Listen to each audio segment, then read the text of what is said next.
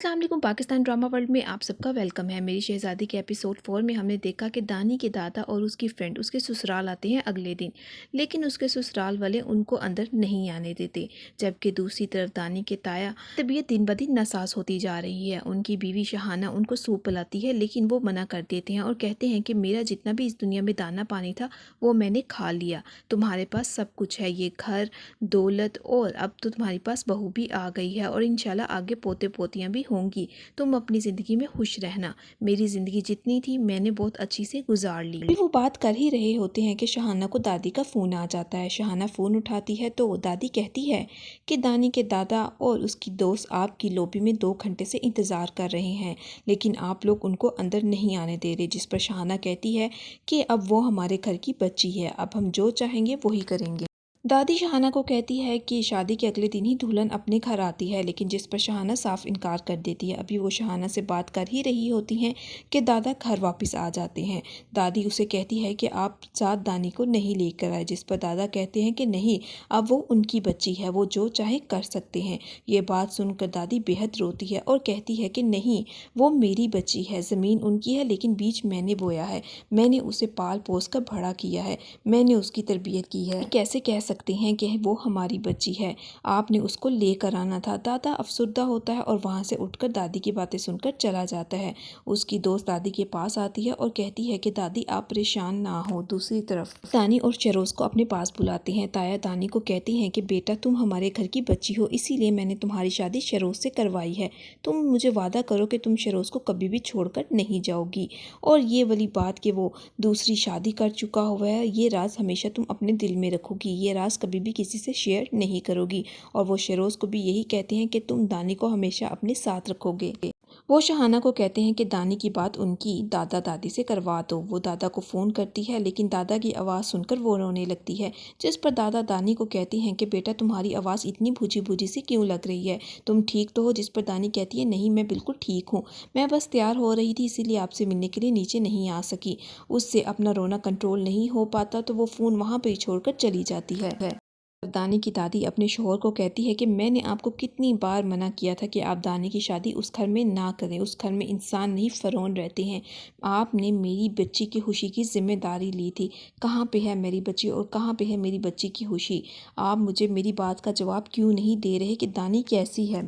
दूसरी तरफ दानी का बाप दानी के पास आता है तो दानी उससे पूछती है कि आपने मेरे पे इतना बड़ा जुल्म क्यों किया? अगर आपको इस बात की हकीकत का पता था कि शहरोज़ ने पहले शादी की हुई है तो आपने मुझे क्यों नहीं रोका, या आपने ये सच्चाई हमें क्यों नहीं बताई? जिस पर उसका बाप कहता है कि बेटा मैं ये अपॉर्चुनिटी कैसे मिस कर सकता था, इस दुनिया का कोई भी एक ऐसा शख्स नहीं है जो इस रिश्ते से इनकार करता, तो फिर मैं इस रिश्ते से क्यों इनकार करता?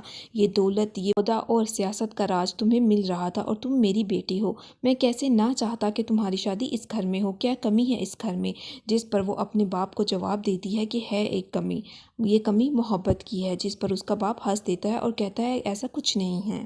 शरोज आता है अपनी माँ के पास और उसको बताता है कि माँ मैं तंग आ गया हूँ। दानी पूरा दिन कमरे में बैठकर रोती ही रहती है, एक बंदा किस तरह पूरा दिन उसका रोना बर्दाश्त कर सकता है? जिस पर उसकी माँ उसे कहती है कि बेटा कुछ दिन तो तुम्हें ये सब कुछ बर्दाश्त करना ही पड़ेगा।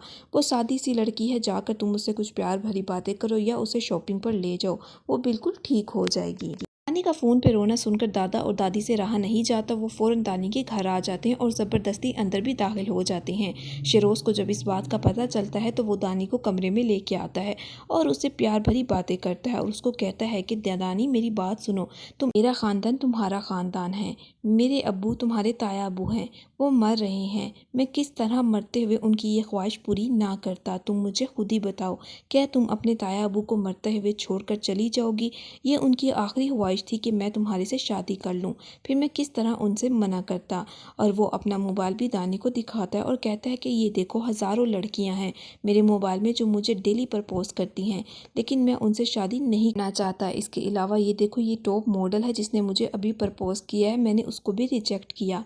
वो बहुत ज़्यादा इमोशनल ब्लैकमेल करता है दानी को, और दानी को इमोशनल ब्लैकमेल करके उसको इस बात पर राज़ी कर लेता है कि वो कोई भी किसी भी किस्म का सच दादा और दादी के सामने नहीं بولے گی۔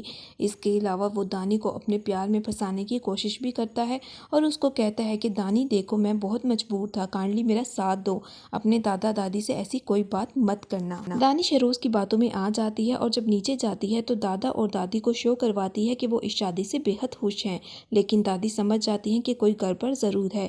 وہ دانی کو کہتی ہیں کہ دانی میں تمہیں لینے کے لیے آئی ہوں، چلو تم ہمارے ساتھ گھر چلو، ان فرعون نامی شخص سے کوئی ڈرنے کی ضرورت نہیں ہے، میں سب جانتی ہوں کہ یہ لوگ تمہارے ساتھ اچھا سلوک نہیں کریں گے۔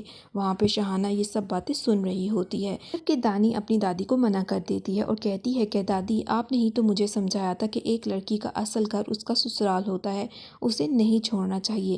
آپ پریشان نہ ہو، میں اس گھر میں بہت خوش ہوں۔ ہاں اس ٹائم مجھے تایا ابو کی طبیعت دیکھ کر رونا آ گیا تھا، اور دیکھیے میں جب آپ سے دور ہوں گی تو آپ کو تو مس کر کے رونا آئے گا ہی نا۔ آپ پریشان نہ ہو، میں آپ کے ساتھ نہیں جانا چاہتی، یہ سب میرا بے حد خیال رکھ رہے ہیں۔